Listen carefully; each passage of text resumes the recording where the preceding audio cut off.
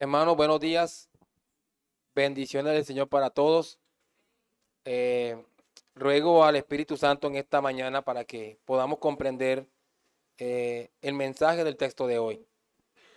Y que este texto en el transcurso de la semana no se nos olvide como ninguna predicación cuando venimos los domingos a estudiar. Que sea entonces Dios guiándonos y dándonos, como dijo el hermano Carlos, en esta dirección, la atención requerida para escuchar la palabra con seriedad y con reverencia. Maestría, sabiduría, inteligencia, arte.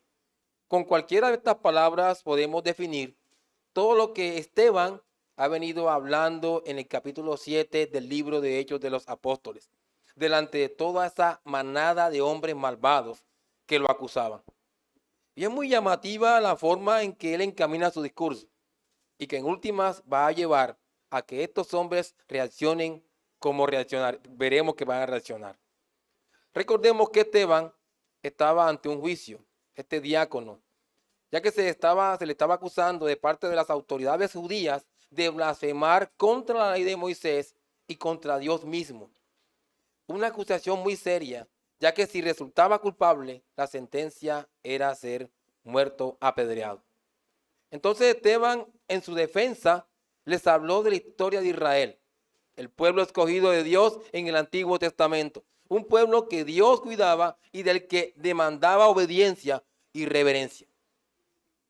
Les habló de Abraham, de Isaac, de Jacob, los 12 patriarcas. Les habló de la vida de José en Egipto y de cómo el pueblo fue oprimido en ese país. Luego les habló de Moisés particularmente, de cómo fue criado en la sabiduría de Egipto, pero sí que sin embargo tuvo que huir de allí para luego regresar 40 años después como libertador, el libertador que Dios había levantado para que el pueblo de Israel saliera de Egipto. Pueblo que vería durante 40 años todas las señales y prodigios que Dios haría para con ellos, como lo fueron las plagas, el cruce del Mar Rojo, el cuidado de Dios durante el día y la noche. Sin embargo, este pueblo fue rebelde a la voz de Dios, sumergiéndose en esa medida en la idolatría y olvidándose de él. Luego, la siguiente generación que entró con Josué a la tierra prometida, gracias a que Dios expulsó a sus habitantes delante de ellos. Más adelante, en los días de David, este quiso edificarle casa, pero fue Salomón quien terminó edificándosela. Salomón les edificó un templo al pueblo para adorar a Dios. Pero este pueblo no se gloriaba en Dios, ni le importaba a Dios, sino que se gloriaba en su templo. Hacían énfasis en el edificio, hacían énfasis en el lugar de adoración. Por eso les va a recordar las palabras del profeta. Dijo Jehová, el cielo es mi trono y la tierra estrado de mis pies. ¿Dónde, oh Israel, está la casa que me habréis de edificar? ¿Y dónde el lugar de mi reposo? Mi mano hizo todas estas cosas. Yo no necesito eso. No entendieron, no entendían. Vivían enfocados, desenfocados, hermanos, de la verdadera adoración y reverencia. Sin embargo, Esteban les va a dar a entender a esos que escuchaban su discurso que ellos eran peor que estas personas de Israel, que él estaba escribiendo aquí.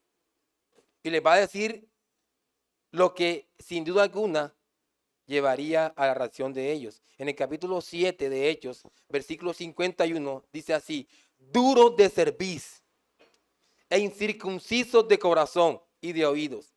Vosotros resistís siempre al Espíritu Santo, como vuestros padres, así también vosotros.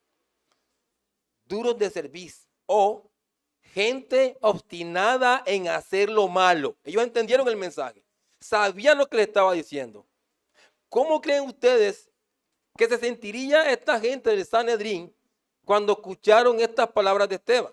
Si ellos se creían los más buenos, los ejemplares, los perfectos cumplidores de la ley.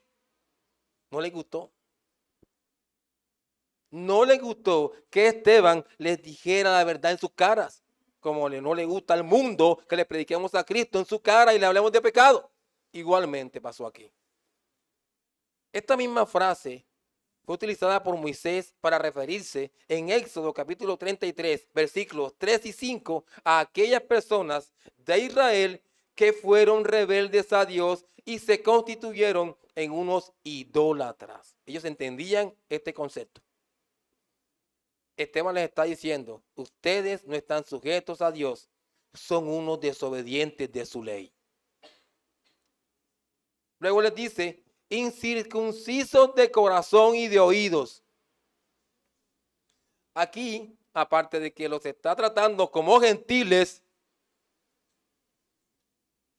lo que entienden muy bien les decía, Esteban está usando las palabras que Dios empleó para referirse a los israelitas desobedientes en el desierto y que también usaban a los profetas para referirse al pueblo que fue llevado al exilio. Desobediencia pura lo que vemos aquí. Y Esteban le está diciendo, ustedes son los desobedientes. Ustedes creen que son lo que no son. Y ahora agrava la acusación, diciéndoles que se resisten o se rebelan o que se enojaron por su desobediencia al Espíritu Santo. Esteban, en pocas palabras, les está diciendo, ustedes son enemigos de Dios, ustedes son incrédulos. Versículo.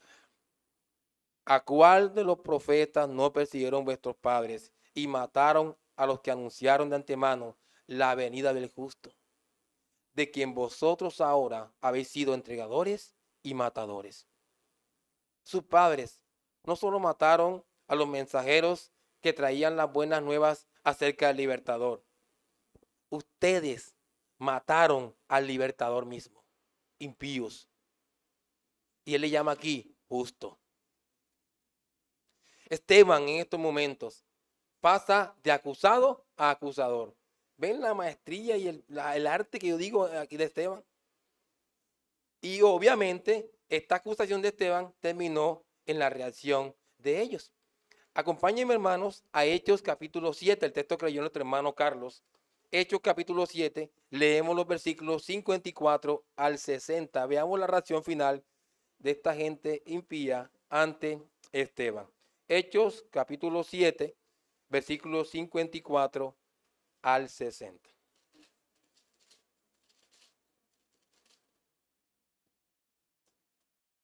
Hechos capítulo 7, versículos 54 al 60. Síganme en sus Biblias, así dice la palabra de Dios.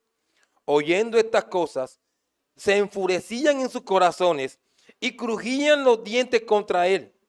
Pero Esteban, lleno del Espíritu Santo, puestos los ojos en el cielo, vio la gloria de Dios y a Jesús que estaba a la diestra de Dios.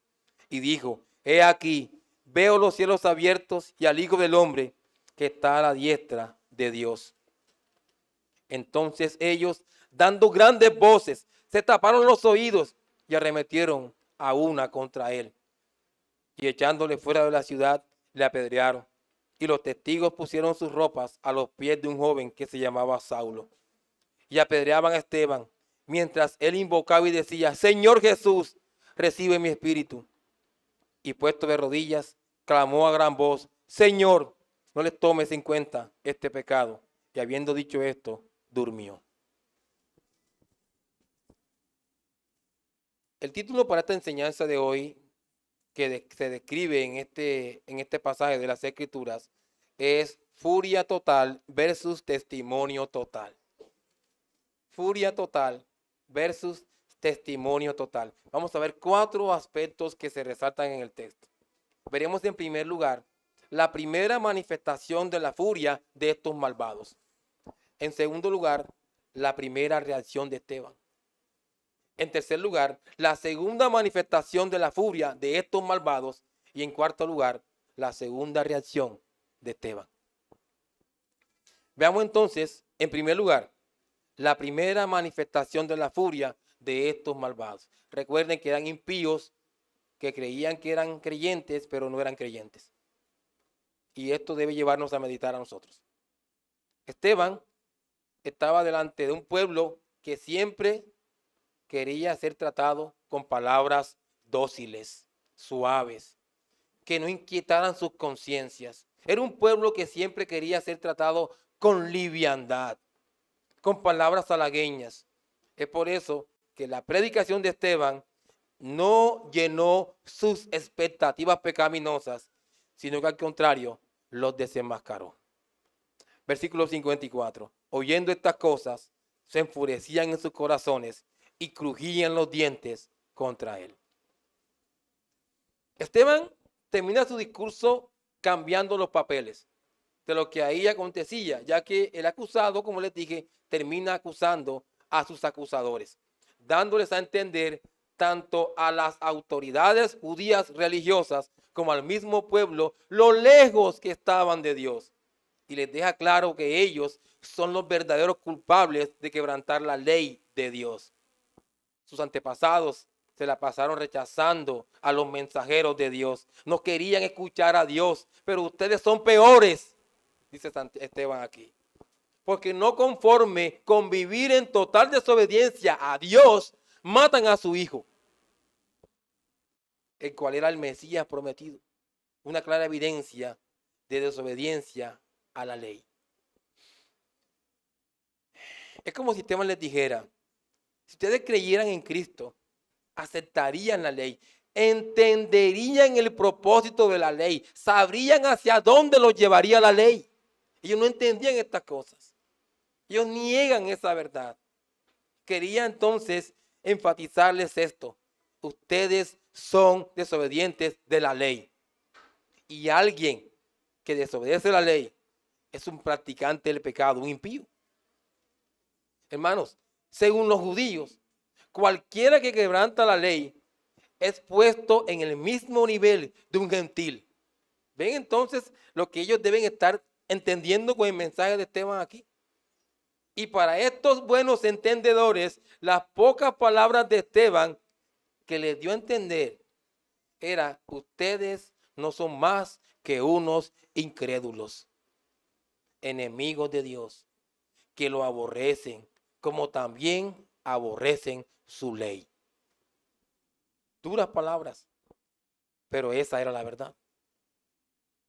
Hermanos, la reacción de un corazón endurecido por el pecado, la reacción de personas que viven engañadas, creyendo que son lo que no son, ante una verdad tan fulminante, no podría ser otra sino odio. Oyendo estas cosas, se enfurecían en sus corazones y crujían los dientes contra él. ¿Qué emana de un corazón malo? ¿Qué emana de un corazón malo? Nada bueno. Es por eso que estos hombres malvados, al escuchar la acusación de Esteban, su primera reacción fue sentir odio. No querían escuchar la verdad. Fue algo perversamente generalizado. Ira desde lo más profundo de su ser. Qué ofensa tan grande para esta gente que se creía buena. Qué ardor de enojo sentían por dentro, solo porque les estaba diciendo la verdad. Esta gente estaba reaccionando de la misma manera como reaccionaron en el juicio contra los apóstoles en Hechos capítulo 5, versículo 33. Ellos, oyendo esto, se enfurecían y querían matarlos. Y lo que pasó aquí fue que trajeron a los apóstoles al concilio, acusándolos de predicar en el nombre de Cristo, lo que estaba prohibido. No prediquen en el nombre de Cristo, pero Dios les dijo, prediquen en el nombre de Cristo. ¿Ven? Hay que obedecer a Dios antes que a los hombres. Ellos le dieron a entender estas cosas aquí. Y después que ellos terminan su defensa, al terminar la defensa, todos esos jueces estaban enojados contra ellos. Pero en este caso de Esteban, el odio que sienten por dentro lo hacen manifiesto externamente mediante sonidos. al hacer rechinar sus dientes para demostrar rencor y desprecio hacia Esteban. A esta gente los consumía la ira. ¿Cómo creen ustedes que va a ser la condición del impío en el infierno cuando esté allá para siempre? Rechina sus dientes y dirá: te odio, Dios. Así va a ser.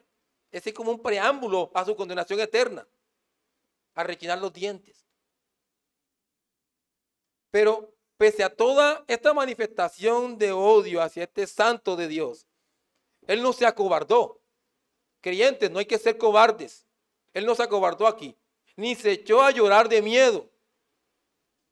Este hombre sabía muy bien el nombre de quien proclamaba. Este hombre estaba muy seguro de la causa que perseguía. Este hombre estaba encomendando su causa a Dios. Por eso él sabía que Dios estaba con él.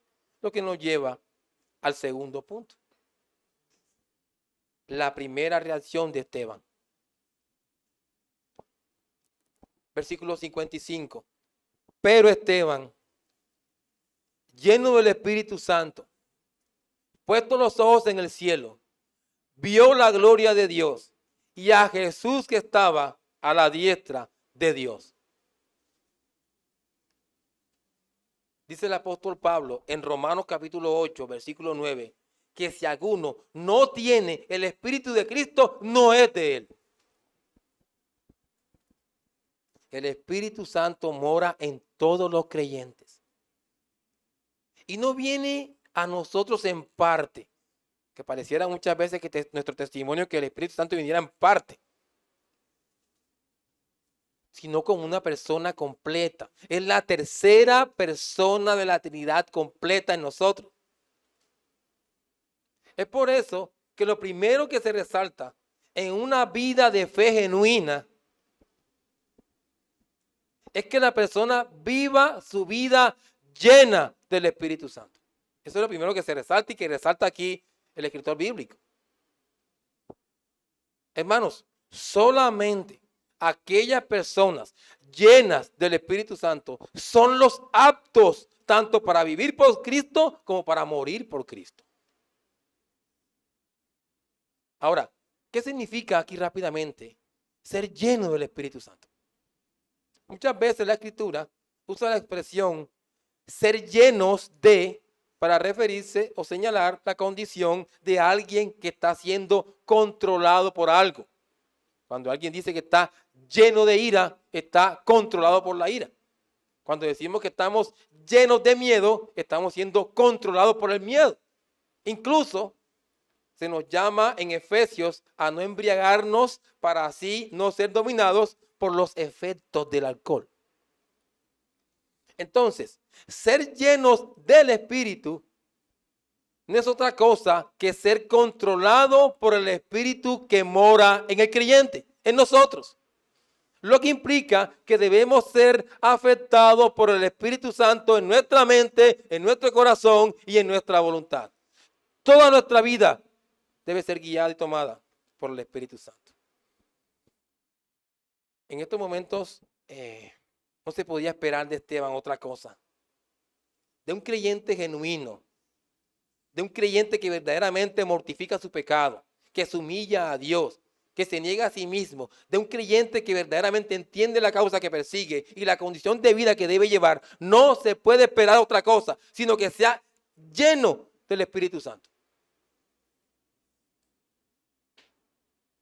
Esta fue una de las virtudes que lo llevó a ser escogido como diácono con otros 6 hermanos.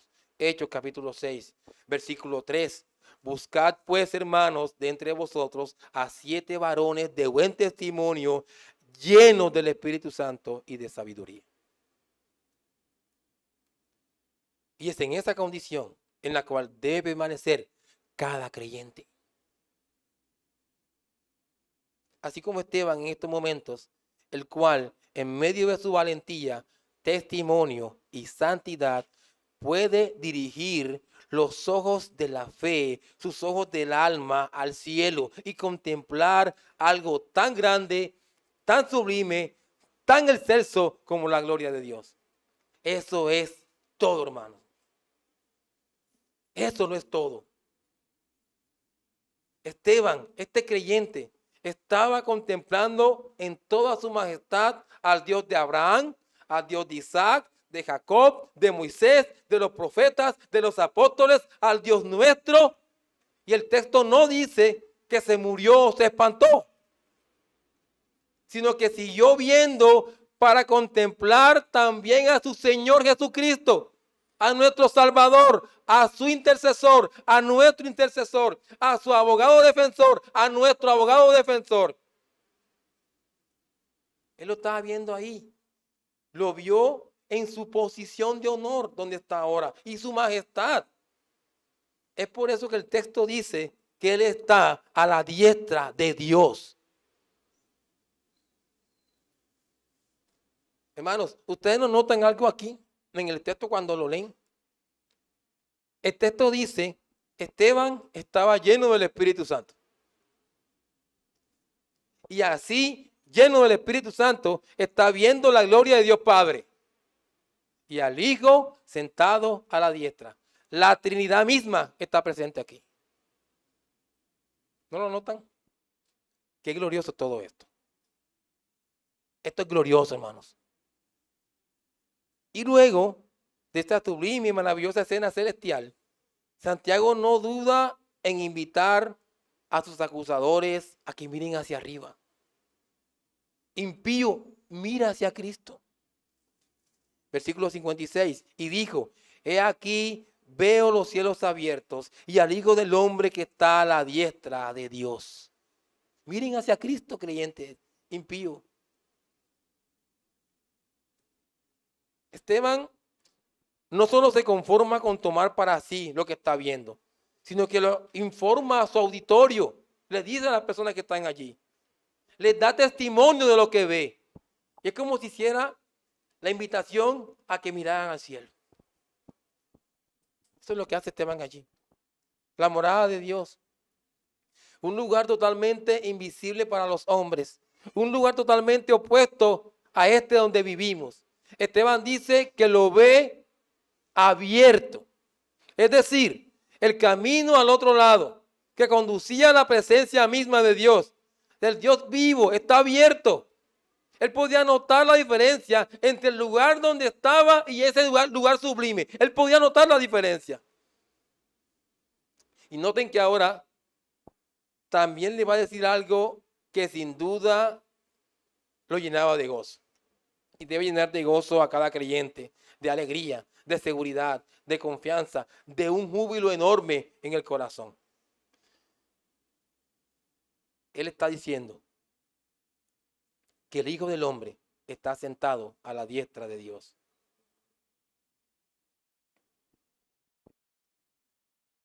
El título de Hijo de Hombre se lo aplicaba Cristo mismo a sí mismo en los evangelios. Sin embargo, aquí Esteban es quien lo aplica a Cristo, dando a entender que Él es el cumplimiento de todas las profecías mesiánicas y que además, al decir que está a la diestra de Dios, deja claro que a Él, a Cristo, se le ha dado toda autoridad, poder, dominio, así en el cielo como en la tierra. Él es el Curios, Él es el Señor, Él es el Rey, Él es el gobernador.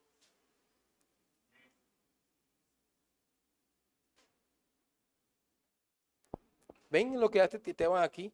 El juicio de Esteban se parece al de Jesús, también vemos. Cuando Jesús compareció ante el Sanedrín, el sumo sacerdote le preguntó si era el Hijo de Dios.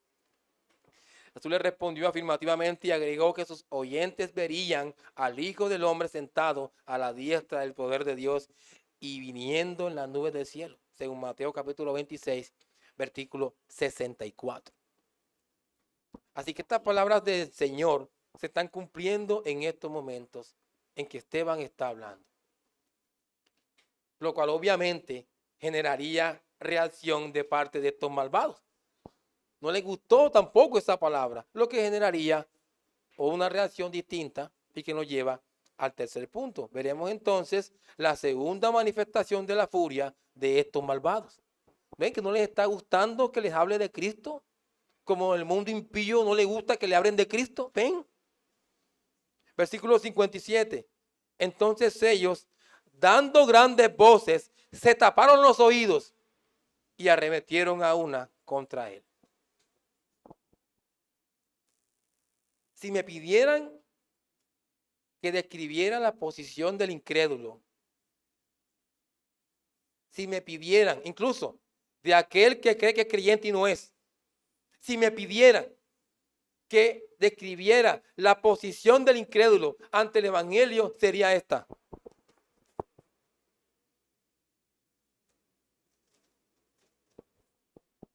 Ellos no quieren escuchar el evangelio. Ellos no quieren saber nada de Dios.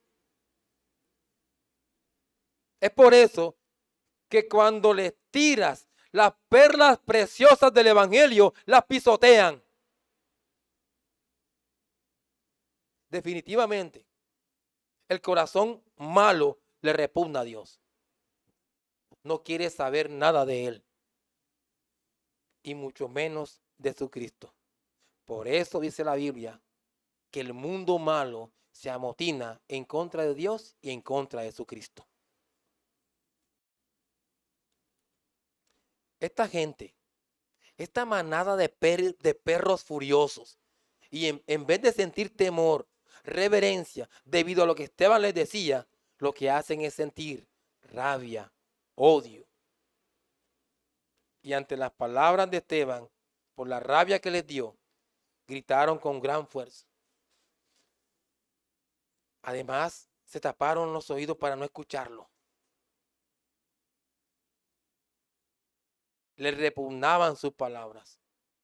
Cuando como creyentes, lo verdadero es que debe repugnarnos el pecado. A esta gente impía le repugnaba la palabra y amaban su pecado. ¿Qué contraste? Ya no aguantaban más a ese hombre hablando palabras que no querían oír. El mundo impío no quiere oír de Dios. El mundo impío no quiere oír de Cristo. El malestar de estos hombres, de que Esteban haya visto la gloria de Dios, no se compara con la furia que sintieron cuando les presentó a Cristo. Aquel que ellos habían asesinado y que odiaban, lo presentó como Dios. Eso sí no les gustó. Miren, hermanos, no importa lo que esta gente crea. No importa lo que el mundo impío crea. Jesucristo es el mismo ayer, hoy y por los siglos. No importa lo que el mundo impío crea.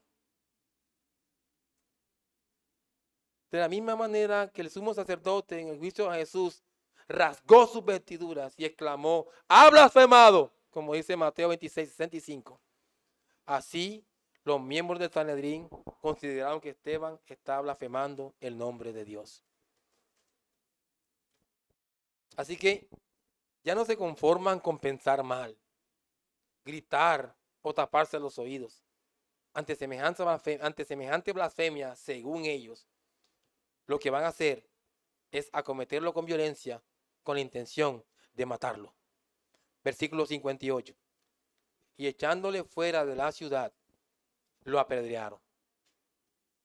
Y los testigos pusieron sus ropas a los pies de un joven que se llamaba Saulo.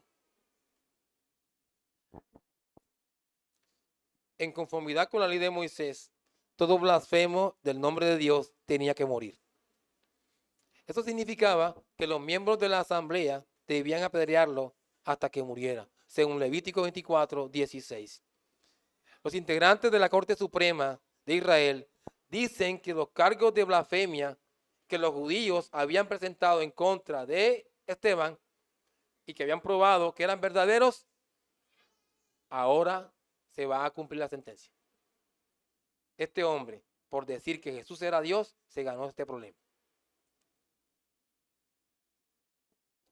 Noten que el procedimiento de estos malvados que van a hacer ahora sigue su forma legal. La víctima debe ser matada en las afueras de la ciudad para quitar el mal de en medio de Israel.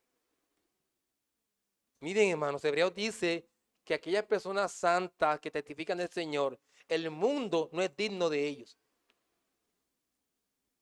Y esta gente va a querer decir que Esteban era un pecador que debía salirse del pueblo porque generaba mal al pueblo. Al contrario, debían ellos salir y dejar a ese hombre solo allí.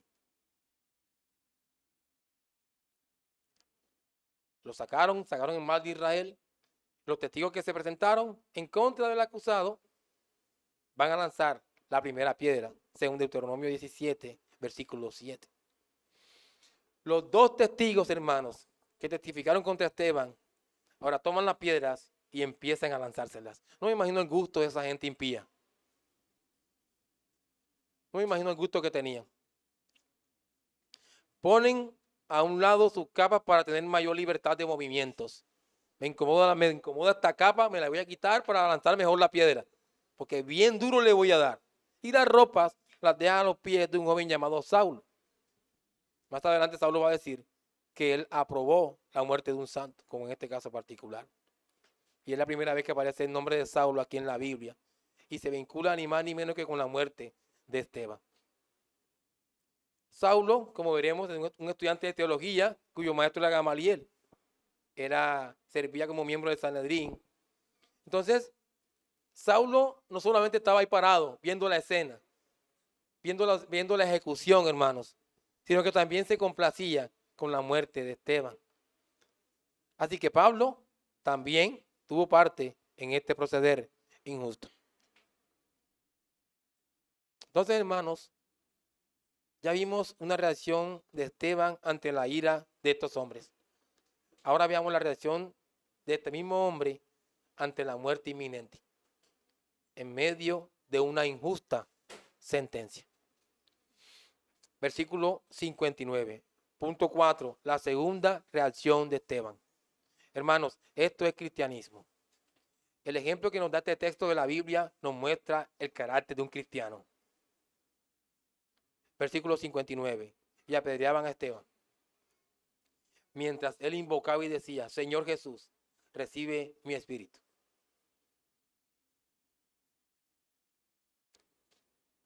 Bendito sea Dios por la valentía y el amor que vemos en Esteban en estos momentos.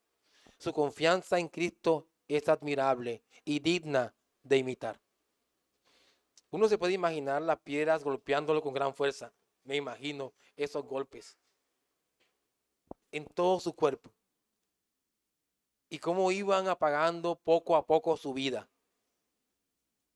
Pero sin embargo, todavía tenía fuerza y aliento de vida para llamar en favor de sí mismo a su Salvador. Esteban pronuncia una oración muy similar a aquella que hizo Jesús en la cruz. Señor Jesús, dice aquí, recibe mi espíritu. Esto no es para entristecerse. Esto es para gozarse, hermanos, del testimonio genuino de un creyente que da su vida por Cristo. No se entristezcan, gócense, alégrense, porque si tenemos al Espíritu Santo, nosotros podemos ser como Él, valientes. Jesús le dijo al Padre: Padre, en tus manos encomiendo mi espíritu. Pero Esteban ora a Jesús y se identifica claramente con aquel a quien ya ha visto como el Hijo del Hombre, de pie junto a Dios, el Salvador, el Señor, el Rey. Esteban sabe que va a morir, pero sabe que la muerte física no es el final para él, sino al contrario, es el comienzo de una vida gloriosa en la presencia misma de su Dios. Eso le espera al creyente que da su vida por Dios aquí. Eso le espera, hermanos. Versículo 60. Y puesto de rodillas, clamó a gran voz: Señor, no le tomes en cuenta este pecado. Y habiendo dicho esto, durmió. ¿No notan, hermanos, que en ningún momento Esteban dejó de orar a Dios, de confiar en Dios, de esperar en Dios? Este hombre se mantuvo siempre encomendando su causa a su fiel Señor. Es por eso que no vemos expresiones de odio aquí. No vemos cristianos, un cristiano altivo y soberbio: lánzale aquí un rayo y mata a esta gente. Esto es humildad también, hermanos. El creyente debe ser humilde. Este hombre está aquí en la muerte siendo humilde. Este hombre está siendo amoroso con la gente que lo está matando aquí. Estaba mostrando amor, misericordia con esta gente ignorante y extraviada. Y cuando dice el texto que Esteban, de rodillas, clamando a gran voz, era porque estaba suplicando en voz alta al Señor por aquellos que estaban asesinándolo. Estaba pidiendo por ellos, hermanos. Por el bien de ellos, por sus vidas, por sus almas. Para que los perdonara por el pecado de matar a un inocente. ¿Qué ejemplo? ¿Qué ejemplo, hermanos? Este hombre terminó sus días en la tierra pidiendo a Dios que perdonara a aquellos que lo mataron. Y luego de esto, dice el texto, que durmió. Es decir, este creyente murió. Y murió por causa de Cristo. ¿Sí ven? Con leer el texto solamente podemos ver cómo debe ser el carácter de un creyente, hermanos.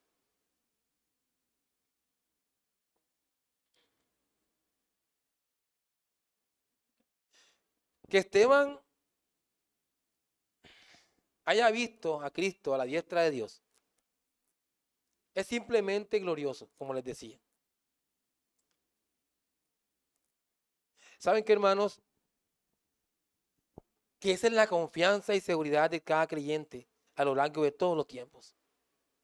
Que Cristo esté a la diestra de Dios. Esa es nuestra confianza.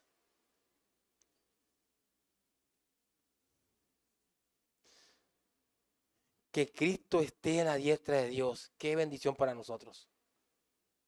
Miren, ¿cuál es la escena completa? ¿Cuál es la escena completa? Yo les pediría que leyeran Filipenses capítulo 2 y vean la escena completa. Voy a hacer un bosquejo rápido de la escena completa. El Hijo de Dios, la segunda persona de la Trinidad, vino a esta tierra y se hizo hombre. De allá se despojó y vino aquí a la tierra y se hizo hombre. ¿Ven dónde empezó todo? Luego se hizo siervo. Luego padeció. Luego de eso murió en una cruz por el perdón de los pecados de su pueblo. Al tercer día resucitó y subió a los cielos. Cuando Él resucita, nos da a entender la Biblia que fue acepto su sacrificio. Hay perdón, hay salvación, hay vida eterna, hay seguridad en Dios. Subió a los cielos. Ahora se encuentra a la diestra de Dios.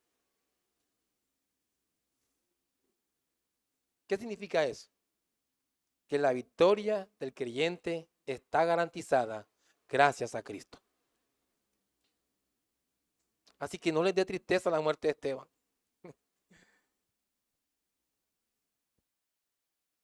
Sientan gozo en la medida en que ustedes tengan ese mismo carácter.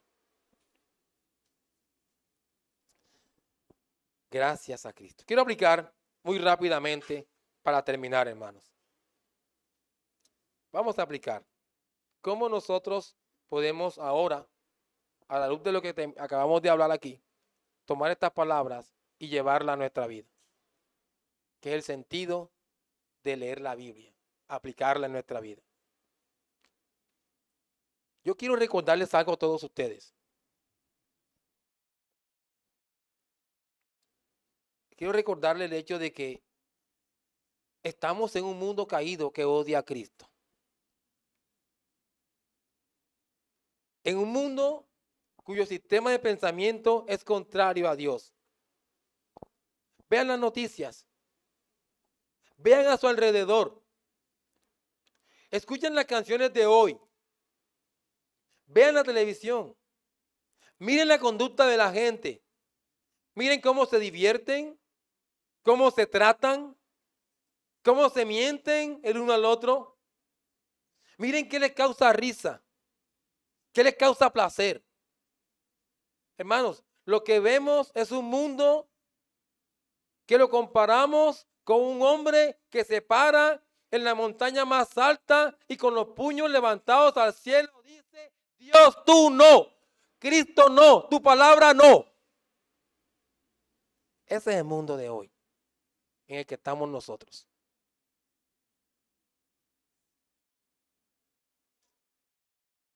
Por eso tenemos que ser luz y no un punto negro más del mundo.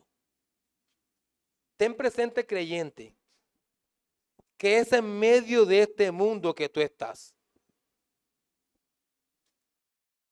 Y si tú, como Esteban, no negocias tu cristianismo, no negocias tu fe, no negocias tus principios ni convicciones como creyente, te irá mal.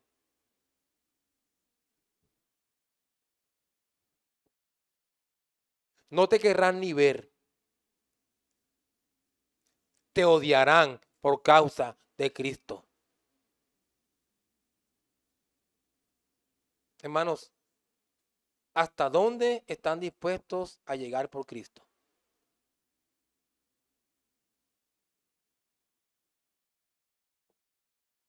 Si Esteban no se amedrentó ante esta jauría de perros rabiosos, asesinos y malvados, ¿cuánto menos ustedes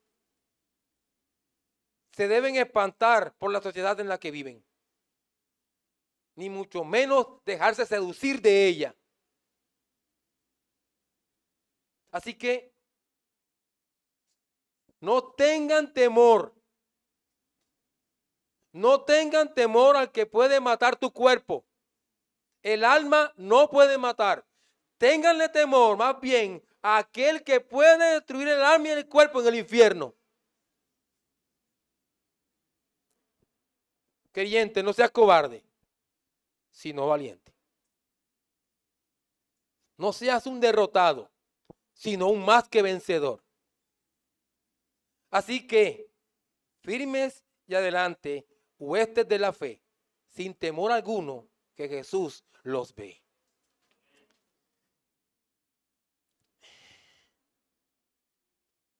Otra aplicación que quiero resaltar, hermanos, para ustedes,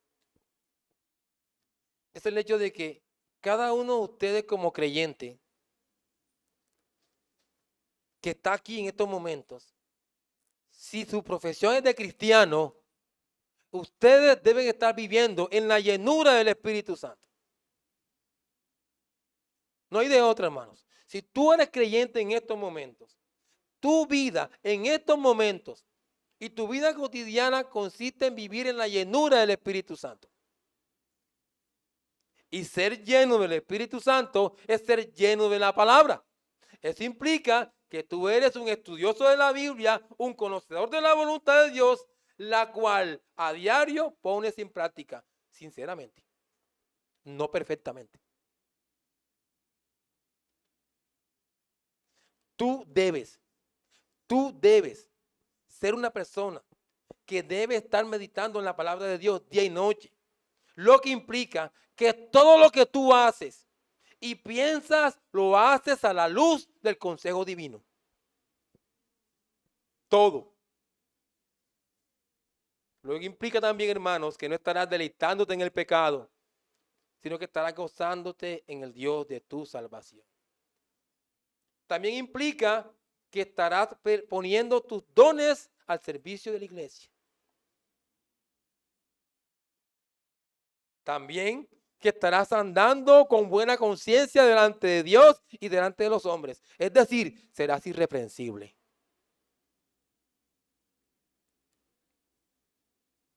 Además, hermanos, ser lleno del Espíritu Santo implica definitivamente que cuando el Señor Jesucristo te dice, hermanos, ser lleno del Espíritu Santo implica definitivamente que cuando el Señor Jesucristo te dice que debes cargar tu cruz y seguirle, no pensarás que eso de la muerte en la cruz ya pasó hace más de 2000 años.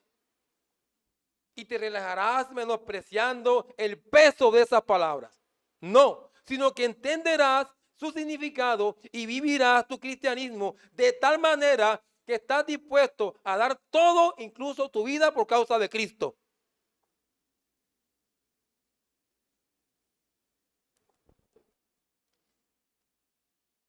Y finalmente, unas cortas palabras para los que están sin Cristo.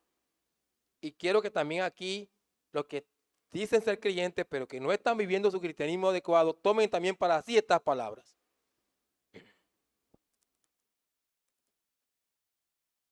A los que están hoy en estos momentos y me están escuchando, que no son creyentes, o que incluso dicen que son, pero no son.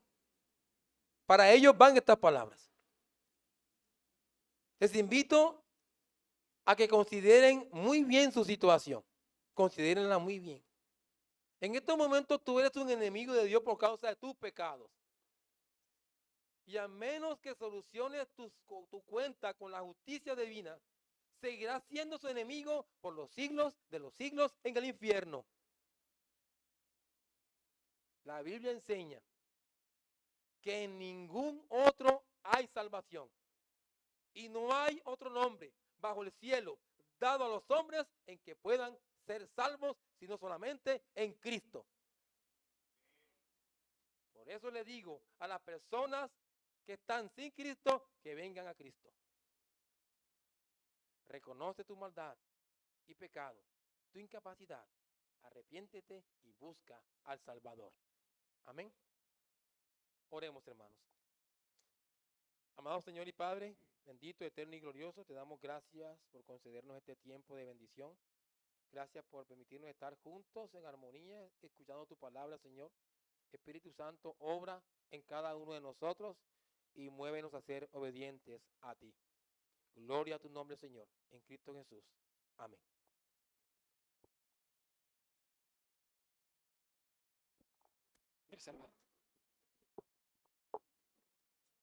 Bueno, hermanos.